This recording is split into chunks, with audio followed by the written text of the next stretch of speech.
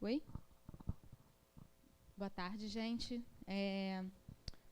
Obrigada mais uma vez pelo encontro. Queria agradecer, em nome da Mariana também, a Renata, pelo prazer, pela honra de vir aqui prestigiar a gente no encontro da disciplina de Seminário Josué de Castro. Uma pena, a gente gostaria que os mais grupos tivessem assistindo, mas infelizmente, mas fica para uma próxima. Esse é o primeiro de muitos, a gente espera, que a gente estreite a parceria. Então, a Renata, ela hoje vai falar para a gente sobre imunomodulação em pacientes com alterações oncológicas no trato gastrointestinal. Tá? E, se eu não me engano, eu vou colocar uma coisa mais específica aqui, que você colocou, está relacionado à inflamação, óleo de peixe, ácidos graxos da série N3, né? Mas também a Renata trabalha no INCA com assistência familiar, né? Começou um trabalho que foi o tema de pós-doc dela. Estou colocando isso para vocês conhecerem um pouquinho mais, né, do trabalho que ela faz e que pode ser desenvolvido no INCA. E a Renata, ela é tecnologista júnior no INCA e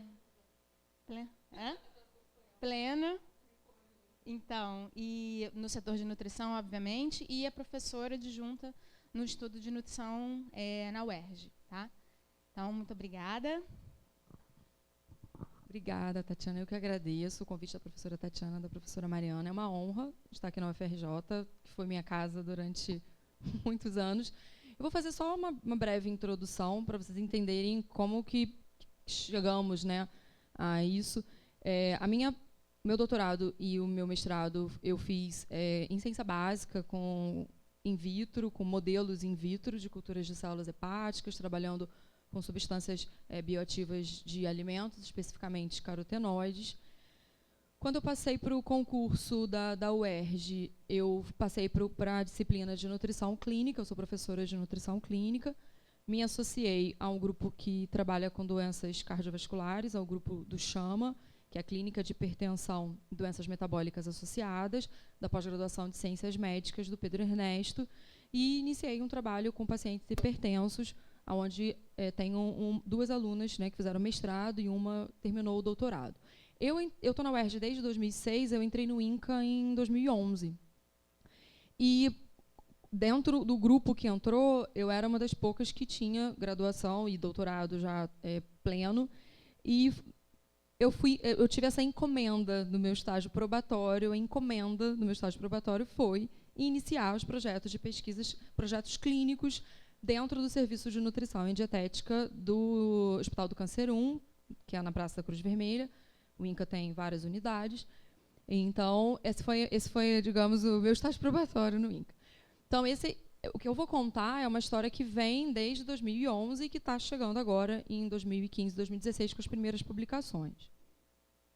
Então, os trabalhos que eu vou mostrar são trabalhos realizados por 3 alunos diferentes. Então, de 2012 a 2014, o trabalho concluído de mestrado da aluna Viviane Dias Rodrigues, que é imunomodulação no pré- e pós-operatório, no pré-operatório de pacientes com tumores gástricos. A residente Mariana Vieira Barbosa fez o seu trabalho de conclusão de residência sobre abreviação de jejum e imunomodulação, desculpe o erro de português, no pacientes com tumores coloretais. E agora, em 2015 até 2017, uma segunda aluna de mestrado, que está iniciando o projeto, que é a Patrícia Moreira Feijó, que vai trabalhar, está, né, já coletando os dados sobre suplementação de ômega 3 no pré-operatório de pacientes com tumores gástricos. Então, por isso que eu vou fazer esse apanhado sobre imunomodulação no paciente oncológico com câncer gastrointestinal, gástrico, né, e coloretal. Bom, então vou primeiro apresentar, né, os dados da Viviane. Essa foi a defesa de tese de dissertação de mestrado dela ano passado. O artigo, as tabelas que eu vou mostrar para vocês pertencem ao artigo do mestrado que a gente recebeu o aceite ontem. Então, as tabelas ainda estão no formato de prova, né, não estão no formato original ainda. Sim? Da UERJ, não. É engraçado que as pessoas olham, você trabalha no INCA, você conhece o fulano? São 4 hospitais, 3.000 funcionários. Tipo, não. Na UERJ, esses trabalhos foram desenvolvidos no INCA, não foi na UERJ. A UERJ, os alunos são, as nutricionistas do INCA são alunas de pós-graduação na UERJ. Então, a gente faz a coleta de dados no INCA e elas fazem o curso na UERJ, dentro da pós-graduação de Ciências Médicas. Bom, então, só contextualizando, o câncer foi estimado pela OMS que em 2030 seriam 21,4 milhões de casos novos de câncer no mundo, sendo a maior incidência nos países baixa e média renda. 75 milhões de pessoas vivas com câncer e 13,2 milhões de mortes por câncer no último biênio. E para o Brasil, as estimativas de 2014 e 2015 são de 576 mil novos casos de câncer, principalmente nas regiões sul e sudeste. Em homens, tirando o câncer de pele não melanoma, em homens o mais frequente é próstata, pulmão, colo reto, estômago e cavidade oral. E nas mulheres, mama, colo reto, pulmão e tireoide. Então, só chamando a atenção que os tumores do trato gastrointestinal, eles são o terceiro e o quarto na população masculina e o segundo, no caso do colo reto, na população feminina. Bom, o câncer gástrico ele ocupa a quarta posição no mundo, dentre a incidência mundial, é o quarto mais prevalente, e a segunda neoplasia que mais mata. É o quarto lugar na incidência entre homens, e o quinto em mulheres, por isso que está saindo ali daquela lista. Em 2014, foram 12 mil, quase 13 mil novos casos em homens e 7.500 em mulheres. E em 2011, no Brasil, acarretou cerca de 13 mil mortes. Então, a gente está falando de um câncer que é bem importante e bastante incidente. Vários fatores exógenos e endógenos contribuem para a etiologia do câncer gástrico. Os principais, a infecção por Helicobacter pylori, os fatores dietéticos, principalmente ingestão de carnes processadas, de carne vermelha, e dietas baseadas em alimentos mal conservados. Então, existe uma relação entre má conservação, má refrigeração e infecções associadas que podem levar ao desenvolvimento do câncer gástrico. Desses aqui, os fatores dietéticos também são causas do câncer coloretal.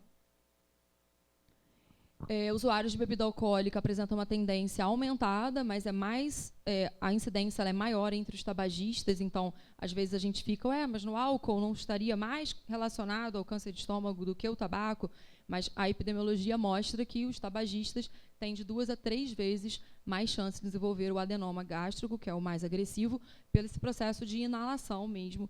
Na verdade, a fumaça ela atinge o esôfago, ela consegue atingir o estômago. E frutas e vegetais frescos seriam fatores protetores para o desenvolvimento do câncer de estômago e também do câncer coloretal, principalmente as fibras relacionadas a esses alimentos. Bom, o câncer gástrico, ele geralmente traz no seu processo de desenvolvimento uma sintomatologia bastante inespecífica. Então, inicialmente e principalmente dependendo da localização, então, se o tumor está mais localizado aqui no fundo, os sintomas demoram muito para acontecer. Se o tumor está localizado ou próximo da cárdia, que é a ligação do esôfago com o estômago, ou próximo do piloro, que é a ligação entre o estômago e o intestino, geralmente os sintomas são mais rápidos, porque o indivíduo vai cursar com vômitos e não vai conseguir comer nada, e vai ter um emagrecimento muito importante. Mas quando atinge fundo e corpo, demora muito para ter sintomas. Então, o paciente vai relatar desconforto, dor, uma anemia, mas a perda de peso e os sintomas principais demoram mais tempo para aparecer. Por isso que os pacientes já chegam com um estágio avançado e com uma expectativa de vida menor.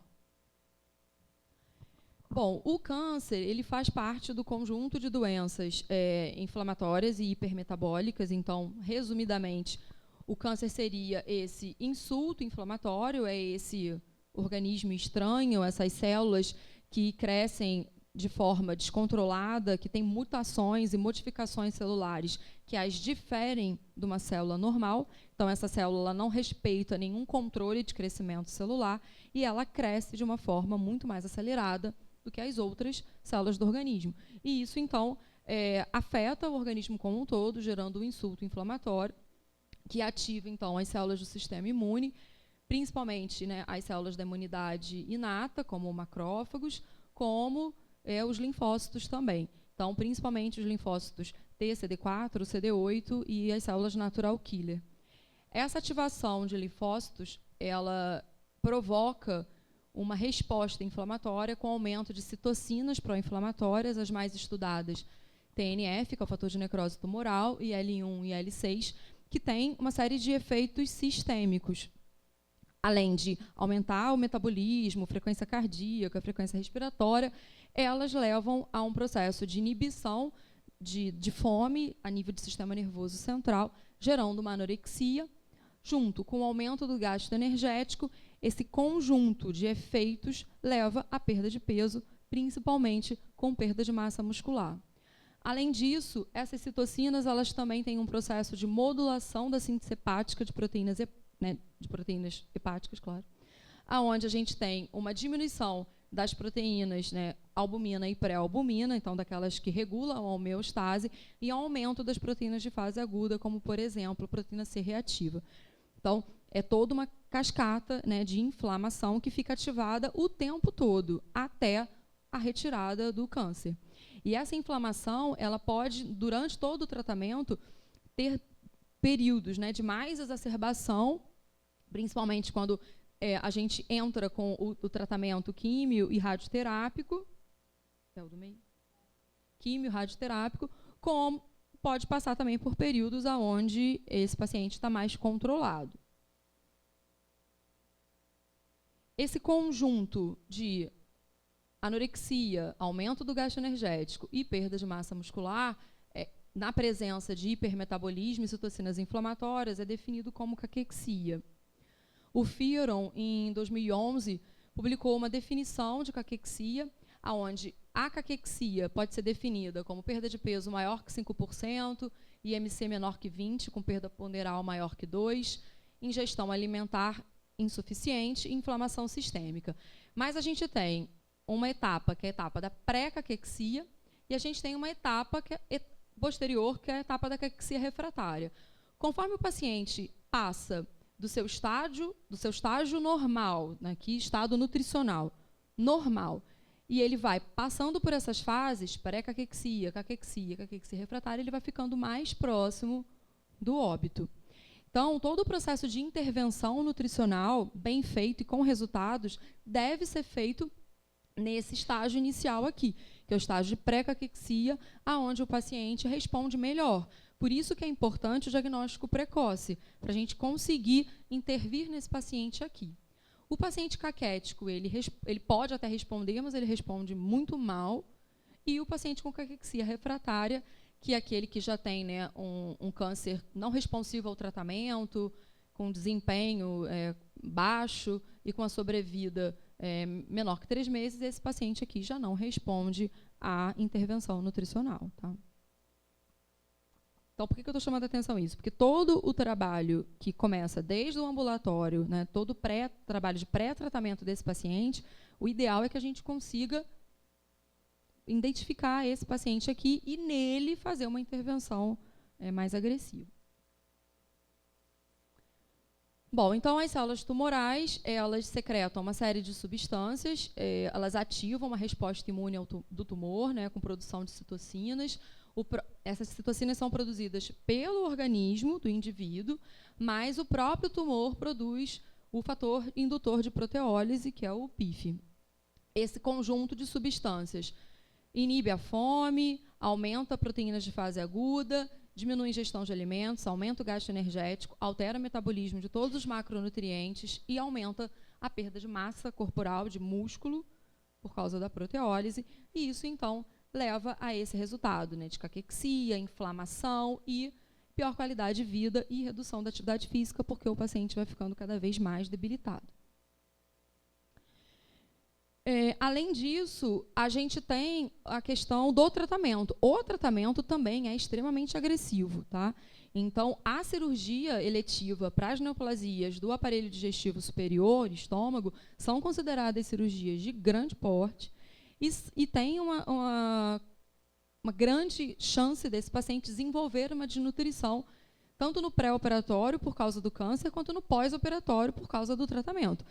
Uma cirurgia, por exemplo, de gastrectomia total afeta consideravelmente todo o processo de digestão e absorção de nutrientes. Então, a gente tem que tratar esse paciente no pré-operatório e durante todo o pós-operatório, porque mesmo tirando o câncer, mesmo ele estando curado, ele tem uma sequela do tratamento que pode fazer com que esse estado de desnutrição se perpetue no pós-operatório. Então, geralmente, o pós-operatório cursa com depressão do sistema imune e também é um trauma, gerando todas aquelas alterações inflamatórias que eu falei. E o paciente desnutrido, já desnutrido no pré-operatório, não vai ter aqui um bom processo de cicatrização e recuperação. Bom, começando um pouquinho a falar, então, da nossa história, né? Então, estudos desde 2000 até um pouco antes, na verdade, os estudos mais clássicos são os estudos de 1998 do grupo do Braga, que é um grupo italiano, mas esse trabalho foi o primeiro que mostrou que pacientes com câncer de cabeça e pescoço, que estavam desnutridos e que tinham imunodepressão, isso é, redução das células TCD4, esses pacientes receberam, então, a dieta aqueles pacientes que receberam a dieta imunomoduladora conseguiram um aumento significativo dessas células CD4 e CD8 no pós-operatório. Então, desde 1998, o grupo do Braga trabalha com tumores gastrointestinais, vem mostrando que os pacientes que recebem a dieta imunomoduladora têm menor complicação pós-operatória, menor tempo de internação, e os estudos mais, né, de Riso e colaboradores em 2000 começam a mostrar que essa dieta imunomoduladora ela estava melhorando as condições dos pacientes, porque ela conseguia modular o sistema imune e também o sistema inflamatório. Então, a imunomodulação pode ser definida como modulação de atividade do sistema imunológico com intervenções específicas. Ela pode ser aplicada em qualquer situação onde o fornecimento de nutrientes está diminuído, sendo responsável por modificar a resposta inflamatória e imune. A dieta imunomoduladora no pré-operatório de cirurgias oncológicas de grande porte é considerado nível A de evidência, tanto pela Associação Americana quanto pela Associação Europeia de Nutrição Parenteral e Enteral. O que é a dieta imunomoduladora? Então, a dieta imunomoduladora é aquela que tem uma combinação de imunonutrientes. A maior parte dos estudos com resultados benéficos não foram feitos com os nutrientes isolados, tá? A maior parte dos estudos foram realizados com a combinação desses nutrientes. A gente acredita, né, todos os autores acreditam, que existe um efeito sinérgico entre esses nutrientes.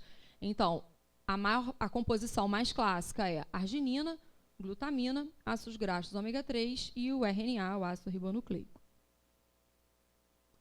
Eu vou puxar um pouco a sardinha dos ácidos graxos ômega 3. Então, eles são ácidos graxos poliinsaturados, a gente tem o EPA e o DHA, são precursores de eucosanoides da série ímpar, que tem menor poder inflamatório, são capazes de modular a resposta inflamatória e essas alterações metabólicas da caquexia.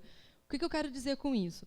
Se você consegue modular o sistema imune, diminuindo a produção de citocinas, você diminui aquele impacto na anorexia, na perda de peso. Então, junto com os outros, com a arginina, com a glutamina e com o RNA, esse seria o efeito esperado após uma dieta imunomoduladora. Então, estudos demonstram que o EPA, suplementação de EPA, consegue estabilizar o peso de pacientes com câncer, moderando algumas alterações metabólicas, reduzindo a resposta inflamatória e, principalmente, diminuindo a produção de citocinas e consegue, né, diminuir ou melhorar a perda de peso induzida pelo tumor, além de bloquear substâncias que também são produzidas pelo tumor, como o PIF. Essa questão aqui se auxilia no tratamento antineoplásico, depois eu posso tirar essa dúvida, mas isso aqui ainda é bastante controverso.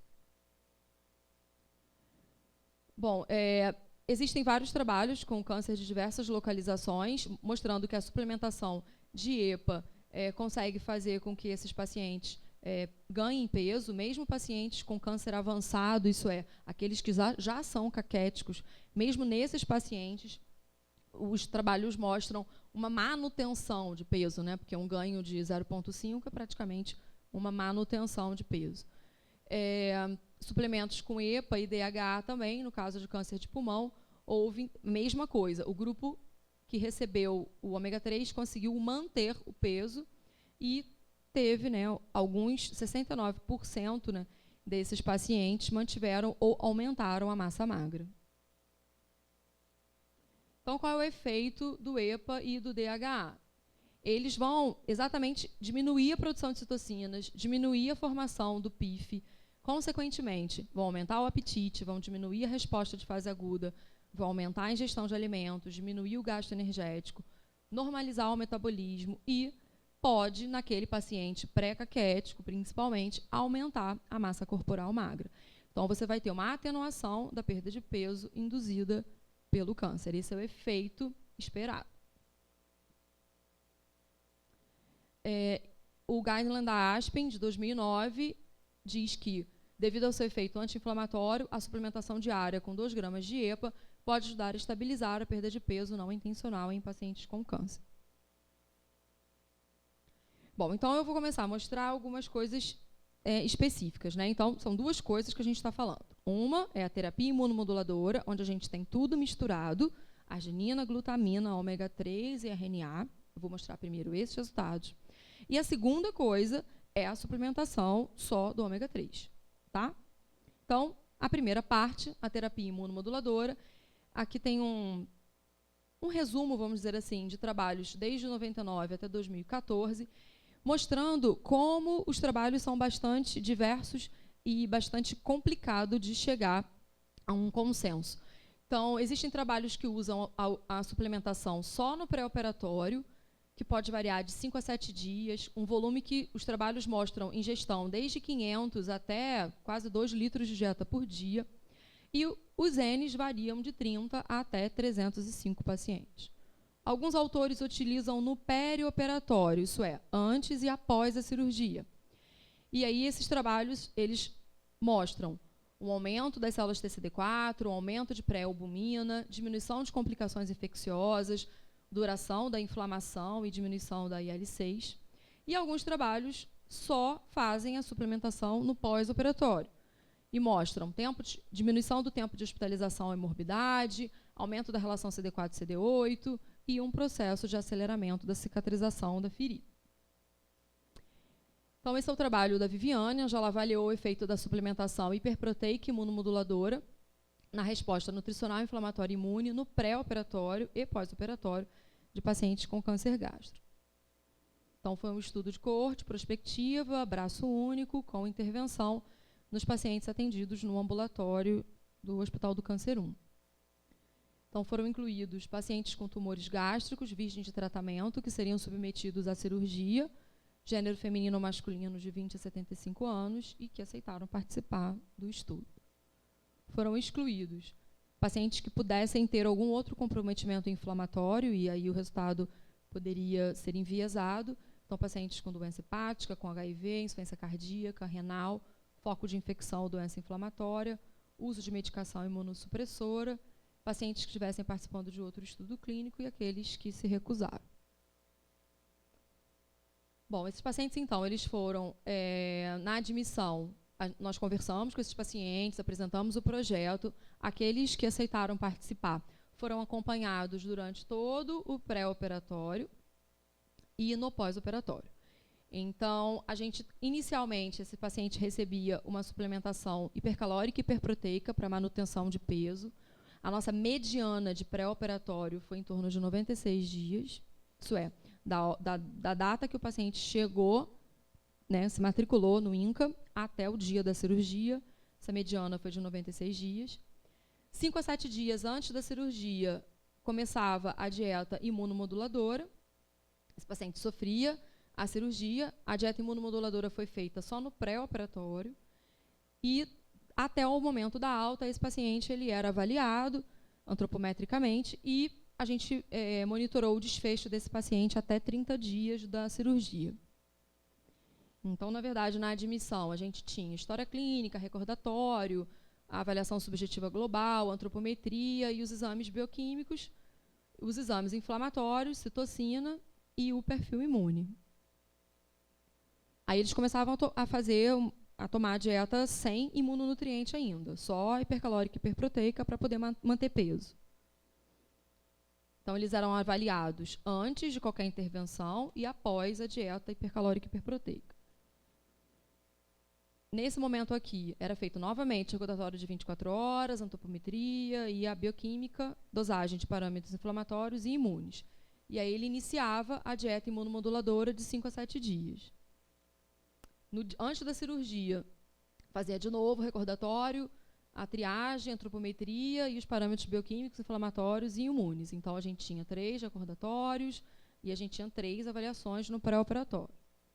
O paciente operava, e aí, antes desse paciente ir embora do hospital, a gente fazia de novo a antropometria e fazia de novo os parâmetros bioquímicos, inflamatórios e imunes, e até 30 dias a gente monitorou complicações e óbito nesses pacientes. Foi aprovado no Comitê de Ética do INCA e foi aceito para Nutrition and Clinical Practice, e deve sair mês que vem. Aqui tem a parte estatística, eu não vou... Bom, vamos lá. Só para vocês terem noção da dificuldade que é fazer um estudo clínico. Nós triamos 127 pacientes, 2 pacientes atenderam a critério de exclusão depois que foram triados, né, surgiram exames que identificaram ou doença renal ou doença cardíaca, eles foram excluídos. 4 pacientes realizaram cirurgia fora do INCA, 40 pacientes não aderiram ao protocolo, isso é, não tomaram o suplemento, não voltaram para fazer as coletas de sangue. 27 pacientes foram excluídos por progressão de doença, isso é, esses pacientes não operaram e a gente precisava né, o nosso endpoint era a cirurgia. E 17 pacientes foram a óbitos antes da cirurgia. Então, de 127, nós finalizamos com 37 pacientes. Bom, essa é a tabela inicial, tem alguns erros aqui ainda, isso foi revisto, né? Então, a maior parte era do sexo masculino, a maior parte era idoso, 56% acima de 60 anos, e 43% eram considerados eutróficos, segundo a triagem, mas a gente tinha a maioria aqui como desnutrição moderada ou grave.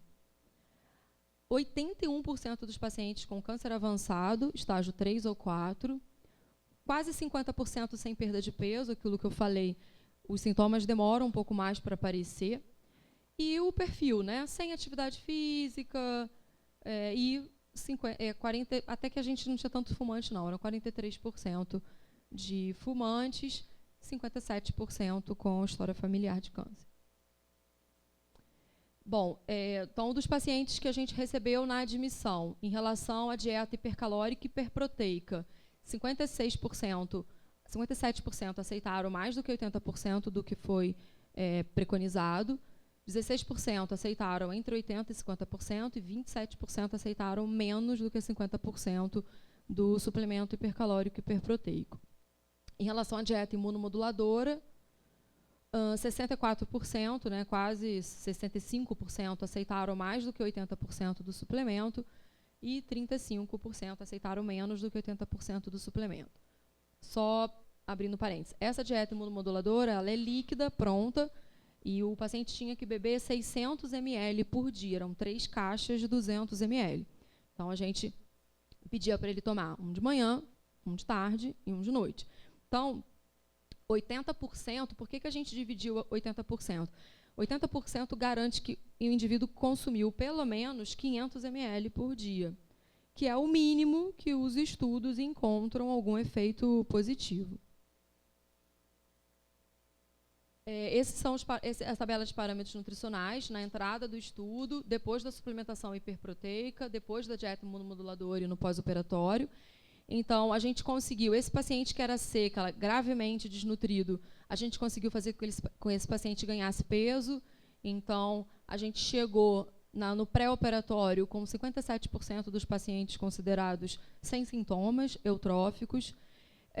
A gente conseguiu manter o peso desses pacientes. Então, eu chamo a atenção que a gente tem uma espera longa, 96 dias, são, né, mais de 3 meses esperando por uma cirurgia. Nesse grupo tem paciente que esperou 1 ano e a gente conseguiu manter o peso desse paciente desde o início até o final. Todos os parâmetros antropométricos, né, foram mantidos. E a gente conseguiu, com a suplementação hipercalórica e hiperproteica e com a dieta imunomoduladora, aumentar a ingestão calórica e proteica desses indivíduos, que inicialmente era muito baixa, né? Os pacientes ingeriam, em média, 1.500 calorias com 1 grama de proteína. A gente conseguiu melhorar isso com a intervenção nutricional. Em relação aos parâmetros, de acordo com a ingestão, né, da dieta imunomoduladora, aqui eu tenho o grupo que consumiu menos do que 80% e o grupo que consumiu mais do que 80%. Então, a gente pode ver que aquele grupo que consumiu mais do que 80%, ele tinha, né, a gente aqui só colocou os que foram significantes, então ele tinha maior albumina, ele tinha maior ingestão calórica, maior ingestão proteica e ele conseguiu, esse grupo que ingeriu mais do que 80% do suplemento, conseguiu finalizar o estudo com um CD4 maior, que é a célula de defesa, né, TCD4. Então, discutindo esse resultado, né, a gente tem outros trabalhos também com N pequeno, mostrando que 7 dias de suplementação no pré-operatório é capaz, né, de aumentar realmente CD4 e a relação CD4-CD8. E os nossos valores foram muito parecidos com os achados nesse estudo, então a gente realmente conseguiu fazer uma imunomodulação nesses pacientes. Esses são os dados do parâmetro inflamatório, e aí eu chamo a atenção para vocês que 80% dos pacientes tinham câncer avançado, então a gente conseguiu manter a albumina desses pacientes, né? Teve uma queda no pós-operatório, aqui no pré e no pós-operatório, que é esperado, paciente com tumores avançados. A gente teve um aumento da proteína C reativa, mas se você for olhar outros pacientes com câncer, né, ainda está abaixo de 0,5, né, a gente tem, os pacientes não estavam com PCR tão alta assim. E o IL-6, nesse artigo a gente só está mostrando o IL-6, no IL-6 a gente tem aqui um aumento, né, da entrada até o final, né, o pré-operatório, mas a gente também conseguindo. Claro que a citocina tem uma distribuição que não é uma distribuição normal. Se vocês olharem aqui, a variação é de 2 até 14, é muito louco. E esse aumento no pós-operatório ele é esperado, mas a gente usando todos os testes para parâmetros não paramétricos, a gente não teve diferença. O score de Glasgow é um score onde você junta a albumina. Se a albumina tiver menor que 3,5, esse paciente ganha 1 ponto. Se a proteína C reativa tiver maior do que 1, ele ganha mais 1 ponto. Então, 0 é o paciente sem risco inflamatório, 1 é o paciente com apenas 1 risco inflamatório e o 2 é o paciente que tem alto risco inflamatório. Então, a gente conseguiu manter esses pacientes no pré-operatório, todos dentro de uma faixa aceitável de balanço entre albumina e proteína C reativa. Os aumentos no pós-operatório são esperados. Então, outros autores mostram que o aumento da IL-6 no pré-operatório está relacionado com progressão da doença e mais complicações. Então, manter uma citocina dentro dos parâmetros mais baixos possíveis, né, já que não tem um ponto de corte, é muito importante. É muito fácil a gente achar trabalhos na literatura mostrando isso, aumento de IL-6 com progressão da doença e complicações pós-operatórias. A gente sabe que a dosagem de IL-6 na prática clínica é extremamente complexa, não faz parte das rotinas hospitalares, mas se você tem albumina e proteína C reativa, você consegue fazer o score de Glasgow, você consegue fazer as relações PCR-albumina, que no nosso trabalho tiveram uma boa correlação com a IL-6. Então, é promissor substituir, né, uma coisa pela outra. Esses são os dados dos parâmetros imunes. Então, o que eu chamo a atenção aqui, né, do CD4, é que a gente conseguiu manter esse nível de CD4 dentro da normalidade durante todo o período, inclusive no pós-operatório. Eu já mostrei para vocês que os pacientes que consumiram mais de 80% tiveram esse CD4 maior. E a relação CD4-CD8, que a gente conseguiu aumentar essa relação CD4-CD8 no pós-operatório também. Bom, aqui tem só uma comparação entre os bem nutridos e os mal nutridos.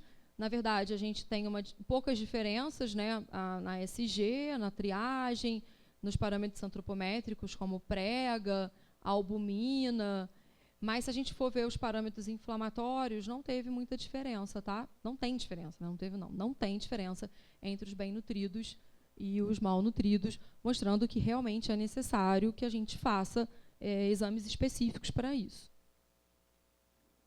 E em relação às complicações, aqui o grupo que teve complicação e o grupo que não teve complicação, desculpa, não teve, a gente está considerando complicação decência de anostomose, fístula, sepse, febre ou morte, e aí a gente pode ver que aquele grupo que teve complicação realmente tem um L6 maior, uma relação CD4-CD8 menor e menor ingestão calórica e proteica, mostrando que realmente são parâmetros que devem ser observados no pré-operatório de pacientes com câncer gástrico.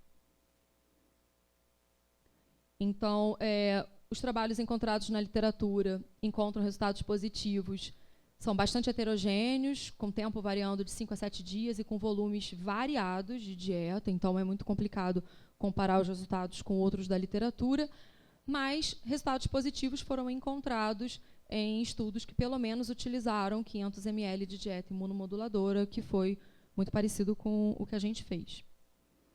Então, a suplementação hiperproteica imunomoduladora foi capaz de manter o estado nutricional e imune desses pacientes. Não houve diminuição dos parâmetros inflamatórios, isso não foi possível com essa suplementação, mas aqueles indivíduos que consumiram mais do que 80% do suplemento tiveram menores valores de L6.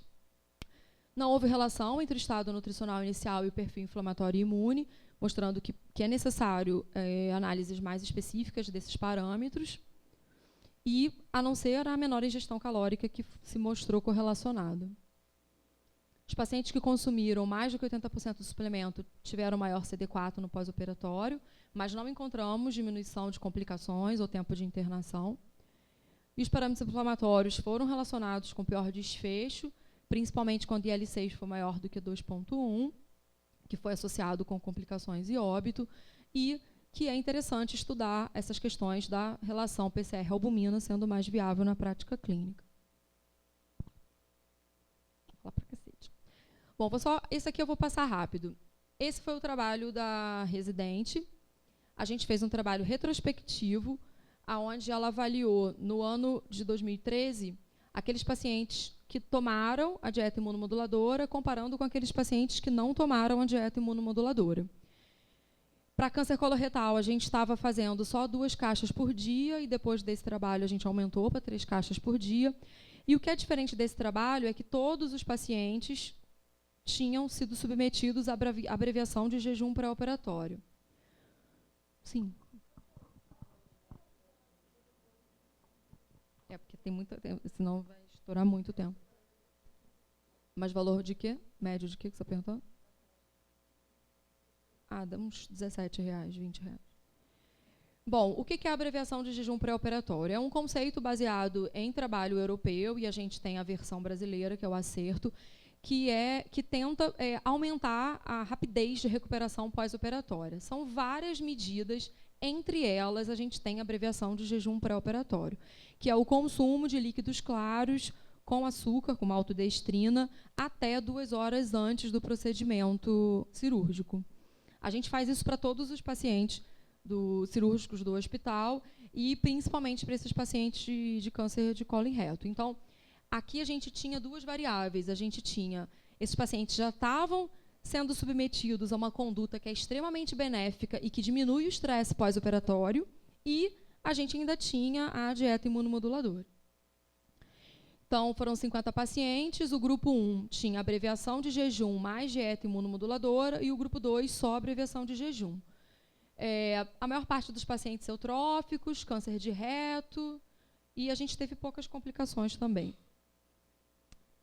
Não teve diferença, tá, em nenhum parâmetro, então, só para mostrar aqui, o tempo de jejum pré-operatório foi em torno de 5, 4 horas, então, mesmo no INCA, a gente ainda não consegue reduzir isso para 2 horas, a gente tem trabalhado nesse processo, mas o pior é isso aqui, ó. O que adianta você ter uma abreviação de jejum pré-operatório e o paciente ficar 27, 33 horas sem comer depois da cirurgia? Então, complica, né? Então, a gente começa a ter aí algum problema, né, na análise desses resultados. E, além disso, a gente tem cada vez mais cirurgias menos invasivas. Então, das 50 cirurgias, 22 pacientes fizeram vídeo, 4 pacientes fizeram cirurgia robótica, que é minimamente invasiva. Tá? Então, qual é o papel da imunomodulação em cirurgias minimamente invasivas e respeitando os princípios estabelecidos pelo protocolo de abreviação de jejum? Essa, provavelmente, é a grande pergunta que ainda não tem resposta.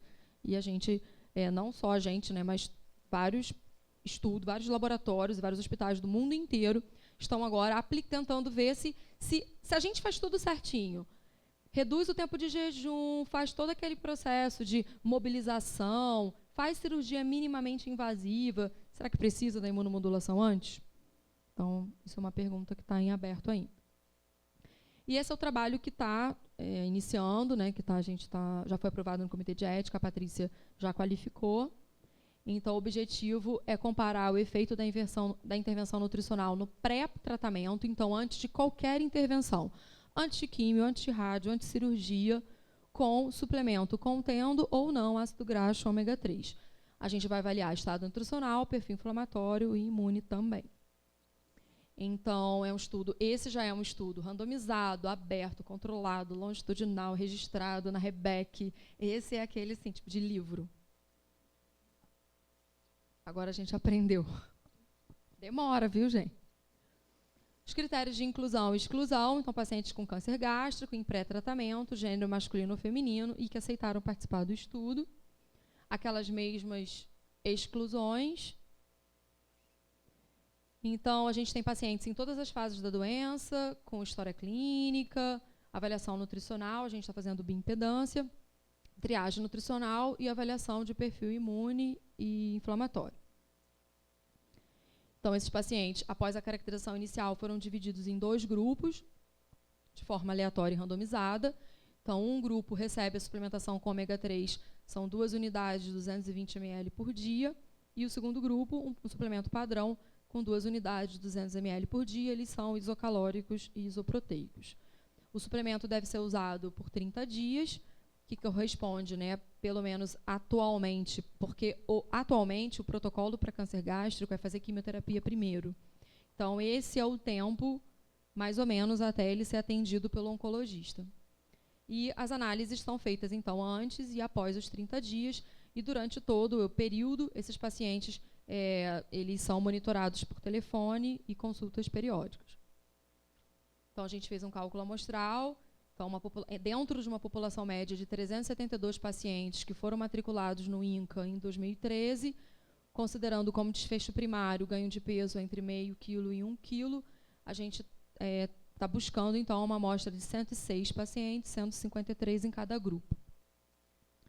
Também já foi aprovado no Comitê de Ética e na REBEC, que é o Registro Brasileiro de Ensaios Clínicos. Então, a Patrícia conseguiu triar até final do ano passado, que foi quando ela qualificou. 76 pacientes tinham sido matriculados naquele ano, 17 pacientes passaram pela nutrição, a gente tem um processo de encaminhamento que às vezes não é o ideal. Então, desses 76, 17 chegaram até o ambulatório da nutrição, e 13 pacientes, então, foram incluídos na pesquisa, 7 no grupo intervenção e 6 no grupo controle. Um paciente teve vômitos após o suplemento, foi descontinuado, a gente ficou, então, com 6 e 6. Hoje ela já está com 12 em cada. Então, a maior parte do sexo masculino, a maior parte adulto, o estadiamento, né, 46% estadiamento 2, também baixa atividade física, e pouco relato de tabagismo e etilismo. Em relação a SGPPP, 77% desses pacientes foram considerados ou com desnutrição moderada ou em risco de desnutrição. A gente tem as principais diferenças entre o grupo intervenção e o grupo controle em alguns parâmetros antropométricos, mas eu preciso confessar que tem um dos grupos que tem mais mulher do que homem, está vendo aqui? Ó. Esse grupo são 7 homens, esse grupo são 3 homens e 3 mulheres. Então, A gente tem, claro, maior PCT, não tem como, essas diferenças são na fase inicial ainda e pela randomização a gente ainda não conseguiu equilibrar. Então a gente tem diferença na PCT, na albumina, percentual de massa magra e massa gorda, principalmente porque tem mais mulher nesse grupo. A gente espera que até o final as coisas se acertem. Na fase pós-suplementação, a gente mantém essas mesmas diferenças aqui, mas a gente percebe que o grupo controle, o grupo intervenção teve um percentual maior de massa magra, tanto em percentual quanto em quilo. E, claro, o grupo controle tem um percentual maior de massa gorda, porque é nesse grupo que tem mais mulheres. E a gente tem aqui os indivíduos que consumiram o suplemento com ômega 3 com uma maior ingestão calórica e proteica, compatível com aquele processo de aumento de apetite. São homens também, né? Tem que equilibrar ainda. Desculpa, né? Na verdade, não teve diferença. Tem quase uma diferença, mano. Quase igual. Aqui a comparação entre a fase inicial e a fase após, só do grupo intervenção. Então, são 7 homens aqui e 6 aqui, porque um foi excluído. Então, a gente ainda não tem diferença nos parâmetros imunes, tá? E a gente tem uma tendência aqui a maior ângulo de fase após a suplementação e a maior quantidade de massa magra após suplementação, que ainda não foi significante. E no grupo controle, a única diferença foi que aumentou a proteína C reativa entre a fase inicial e a fase final. Esses pacientes estão, né, esperando para tratamento, enfim. Isso é esperado e eles não estão recebendo nenhuma dieta imunomoduladora nesse processo, já que eles estão no grupo controle. Bom, o que eu poderia trazer de considerações finais para vocês? Primeiro, as vantagens e desvantagens de ensaios clínicos, de trabalhar com pacientes e fazendo suplementação, né, fazendo ensaio clínico. Então, é difícil. A gente tem uma vantagem que o paciente com câncer é um paciente que tem uma boa adesão ao tratamento, é um paciente que costuma seguir as recomendações e ele costuma se preocupar, né, com o que vai acontecer, então isso é uma vantagem. Mas existem muitas perdas nesse processo e são fatos que fogem da nossa capacidade de controle. Afinal de contas, o paciente pode progredir, ele pode piorar, uma série de coisas pode acontecer nesse momento. Tem todas as questões éticas envolvidas. Então, mas você sabe que o ômega 3 é bom e você está deixando um grupo de pacientes sem ômega 3. Eu não estou deixando o paciente sem intervenção. Ele está tendo a intervenção padrão protocolada pelo INCA, que é a suplementação hipercalórica e hiperproteica. A resposta que a gente quer desse estudo tem vantagem em utilizar, além do suplemento hipercalórico e hiperproteico, o suplemento com adição de ômega 3 na minha realidade, nos meus pacientes? Então, para responder essa pergunta, eu preciso fazer um ensaio clínico. Deixa eu só finalizar aqui. Vários fatores podem interferir em todo esse processo, principalmente quando se estuda perfil imune inflamatório, que é o estágio da doença, a história clínica, o tipo da cirurgia, condições socioeconômicas. Existe a necessidade de atendimento multiprofissional, então hoje a gente tem buscado isso, fazer clínicas integradas, onde o paciente passa pelo médico e por todos os outros profissionais, pelo menos na mesma semana ou dentro de um período curto de tempo, e que todas as intervenções possam ser feitas o mais rápido possível, acelerando esse processo de início do tratamento. E a gente está investindo agora, tanto foi assunto do meu pós-doc, quanto vai ser o mestrado da Mariana, que é fazer essas relações entre sistema imune, inflamatório, composição corporal e as questões relacionadas à qualidade de vida, porque não adianta você nutrir, você operar, você tratar, se em algum momento esse paciente, para que ele possa seguir as suas recomendações, ele tenha que perder qualidade de vida. Isso não é interessante. Então, hoje, todas as questões de avaliação de qualidade de vida têm se tornado cada vez mais importantes nesse processo de tratamento do paciente oncológico. A gente está investindo nisso também. E qual é o efeito da nutrição nessa qualidade de vida. E é isso. Eu espero que a gente tenha, assim, que eu possa da próxima vez trazer mais novidades e mais artigos e que a coisa continue fluindo. Agradeço a atenção de vocês. Obrigada.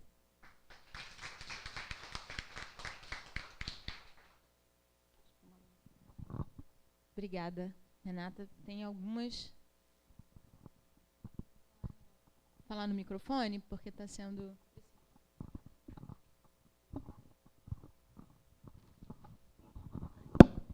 Obrigada, desculpa. Na verdade, eu queria fazer 3 perguntas.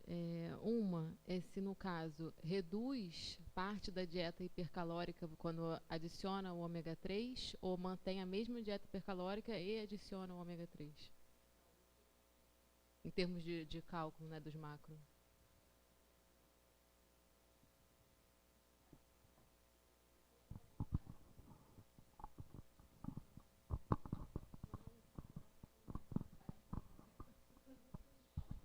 Não, ou o paciente recebe um, ou o paciente recebe outro.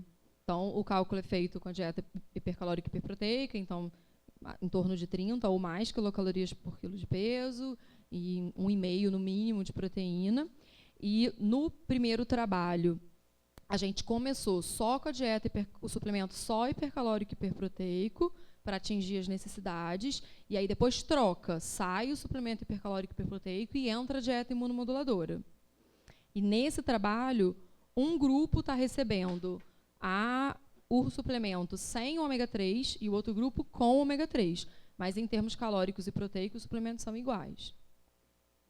Porque o que acontece? No nosso processo de anamnese, a gente percebe que esses pacientes, eles comem menos mesmo. E quando descobre que tem câncer, fica com medo de comer tudo. Então, a gente até faz uma orientação da dieta. Uma dieta baixa em lipídios, sem irritantes gástricos, fracionada 6 vezes por dia, para que ele tente aumentar a ingestão de alimentos também. E aí a gente acrescenta o suplemento. Então, o suplemento ele vai além, ele vai para tentar fazer com que essa dieta realmente chegue às 35 quilocalorias por quilo de peso.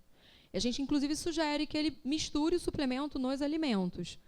Misture numa vitamina, misture no mingau, para que isso faça parte da dieta habitual dele, para que não seja uma coisa muito fora da realidade do indivíduo.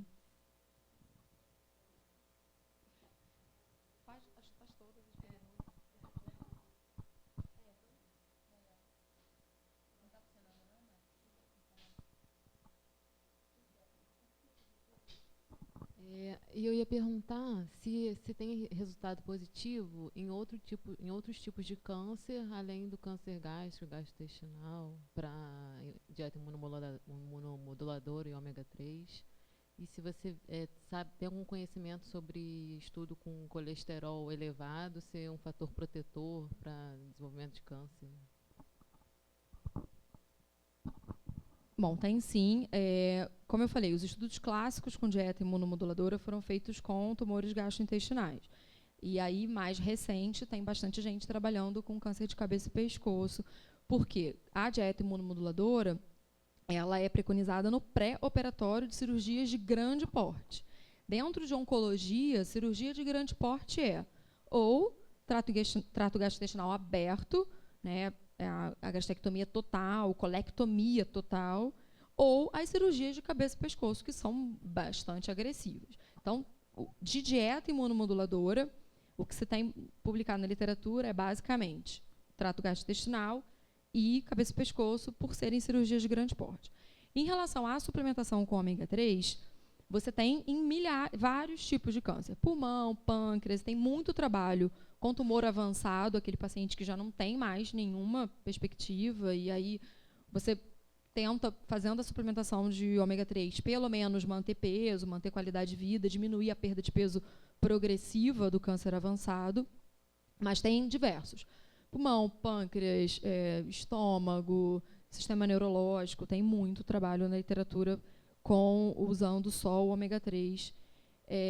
A única controvérsia que tem em relação a isso é que esses suplementos que têm ômega 3, eles têm que ter uma quantidade grande de antioxidante, porque o ômega 3 é um ácido graxo poliinsaturado, e que é lábil, ele tem uma meia-vida, ele é instável, ele tem uma meia-vida pouca. Então, esses suplementos são todos ricos em antioxidantes, para proteger o ômega 3. Então, ricos em vitamina C, vitamina E, carotenoides, etc. E existe bastante controvérsia na literatura sobre o uso dessa combinação ômega 3 e antioxidantes durante o tratamento quimio-radioterápico. Tanto que a gente não faz. No INCA não é protocolo. Começou quimioterapia, começou radioterapia, suspende. Tipo assim, vai começar, já suspende. Por quê? Tanto a quimio quanto a radioterapia trabalham na produção de radicais livres para matar a célula neoplásica. Se você está entupindo esse indivíduo de antioxidante, corre risco de você estar prejudicando o efeito da quimio e da rádio. Então, tanto no ESPEN ano passado, consenso, não se faz suplementação de ômega 3 e, consequentemente, de antioxidantes durante o tratamento quimio-radioterápico. Por isso que a gente faz pré-tratamento. E eu vou ser muito sincera, eu trabalho mais com as questões voltadas para o tratamento do paciente que já tem o câncer. Então, eu não vou saber responder a sua última pergunta. Desculpa. Alguém mais?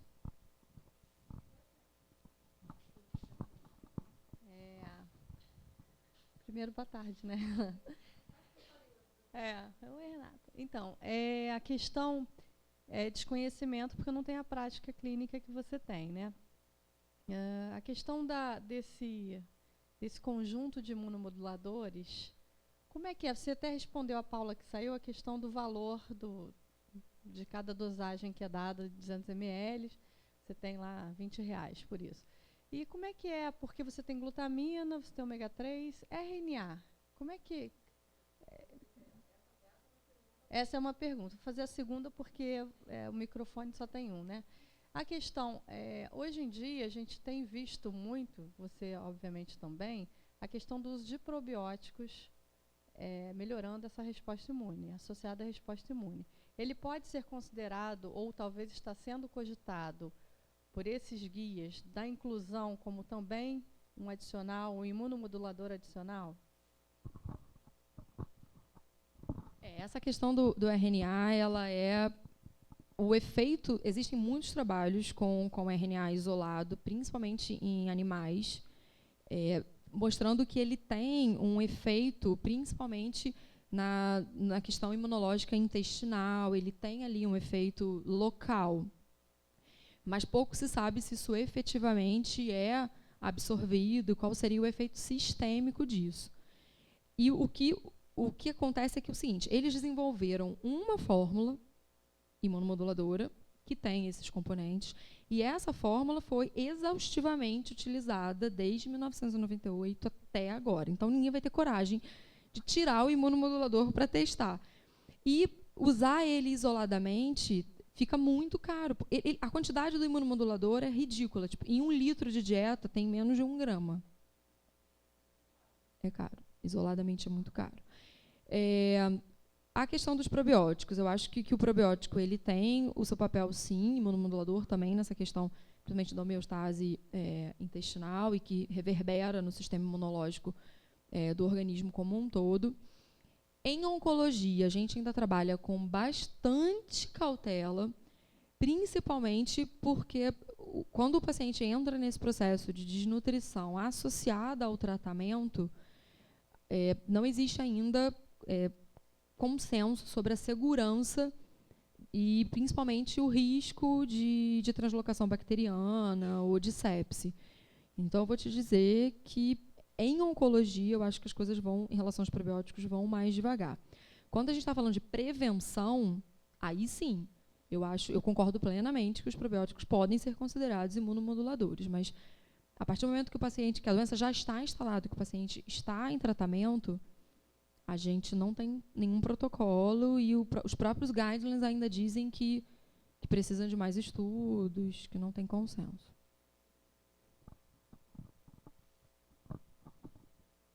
Mais alguém? Então eu tenho 2 questões. A primeira é se vocês não pensam em... Porque que você está avaliando é antropometria e parâmetros no sangue. Se vocês têm acesso a esse tecido estomacal. E aí vem inflamação in situ, né? Isso é uma questão interessante, porque a imunomodulação, óbvio que é sistêmica, mas a dieta vai agir lá é gástrico, né, ou intestinal. Então, isso é uma coisa bem interessante. E o outro ponto é que você comentou, que essa questão do grupo controle mesmo. No primeiro estudo que você mostrou, não teve, mas você estratificou, né? Então, assim, realmente é uma questão mesmo, né? Você está privando o grupo esse grupo controle que você tem, obviamente, mal não vai fazer porque não testar em todo mundo, né? Como é que você rebuta isso para o comitê de ética, né? Porque isso, inclusive, a gente até teve essa questão no estudo com gestante, que eram gestantes saudáveis, obesas, mas assim, poxa, se a gente sabe que e era até com óleo de peixe, que o óleo de peixe tem um efeito legal, por que a gente vai privar o grupo, né? Por tem que ter um grupo controle, um ensaio clínico randomizado, etc. Não, e a outra questão até na linha do que a Lili colocou, dos probióticos. Quando você colocou glutamina ali, não tem uma questão da glutamina ser uma principal fonte de carbono para os enterócitos e ter um efeito pró-proliferativo e não... Então, assiste. Então, vamos lá. Com a Tati, eu sei que eu tenho que voltar lá para a célula, né? Bom, a primeira pergunta. No INCA, a gente tem o Banco Nacional de Tumores. Então, todo paciente, quando entra, faz o processo de admissão, ele assina um termo de consentimento e ele autoriza a doação de parte, fragmento, tanto do tumor quanto da área saudável, para o Banco Nacional de Tumores. Então, a gente tem, sim, isso estocado. E aí, a questão toda é a viabilidade de associado a isso, fazer um estudo paralelo de análise tecidual. No momento, a gente não tem condições de fazer isso. O INCA, ele é extremamente... nós somos da assistência, concursados da assistência. Então, eu teria que me deslocar de um lugar para o outro e todo o tempo que leva isso. Mas isso é super viável. Tendo um aluno disponível e que faça a seleção para o mestrado, para o doutorado, até mesmo para a bolsa de iniciação científica, existe uma série de pesquisadores lá no INCA, no outro instituto, no CPQ, que trabalham, existem inclusive os pesquisadores do Banco Nacional de Tumores, que trabalham com isso. Então, fazer um link entre as duas coisas, eu dou a lista dos pacientes que foram suplementados, e isso é super viável. A gente ainda não teve pernas para chegar nisso, mas isso é super viável, todos os tecidos estão estocados lá. A glutamina, na verdade, nessa combinação, a glutamina é o que está em menor concentração. Daqueles quatro ali, a arginina e o ômega 3 estão em maior concentração. A glutamina, ela é como se ela fosse junto, porque praticamente vai no bolo. Mas ela está em baixas concentrações, muito menores do que os estudos que usam a glutamina isolada. Então, 2 gramas por litro. É muito pouco. Os estudos isolados usam 25 gramas de glutamina por dia, né?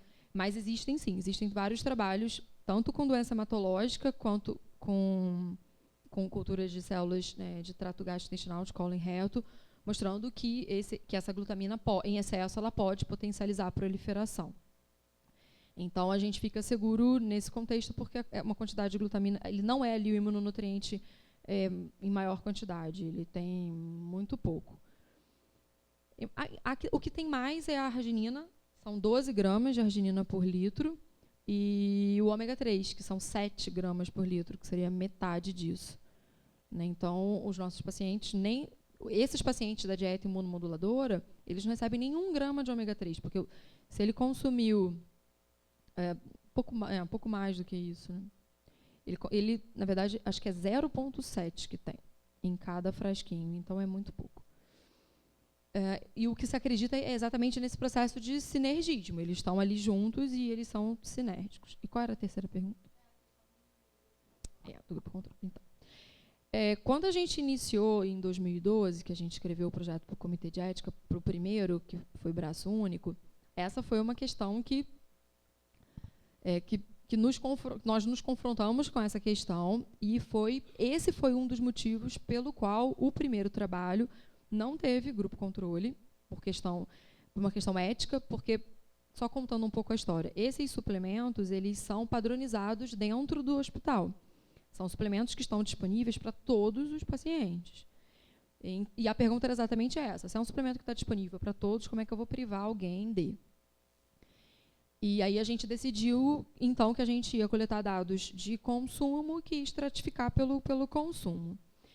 Quando a gente finalizou o trabalho e passamos por todo o processo, né, de qualificação da aluna, de defesa, de submissão dos artigos, assim, vou dizer que das 3 recusas que a gente teve, a justificativa era que não tinha grupo controle. Então, uma coisa é você dentro da assistência, outra coisa é quando você tenta transformar isso em ciência. Então, a gente publicou, esse trabalho vai sair publicado como Clinical Observation, não é artigo original, porque eles não aceitaram como artigo original. Vai sair como observação clínica, observação da prática clínica, que foi onde a gente conseguiu encaixar o artigo. Então, quando a gente fez a proposta para o segundo, estava muito claro na cabeça de todo mundo que, se não tivesse o grupo controle, a gente não ia conseguir publicar, a gente não ia conseguir atingir esse objetivo, que também é um objetivo dentro de uma pós-graduação.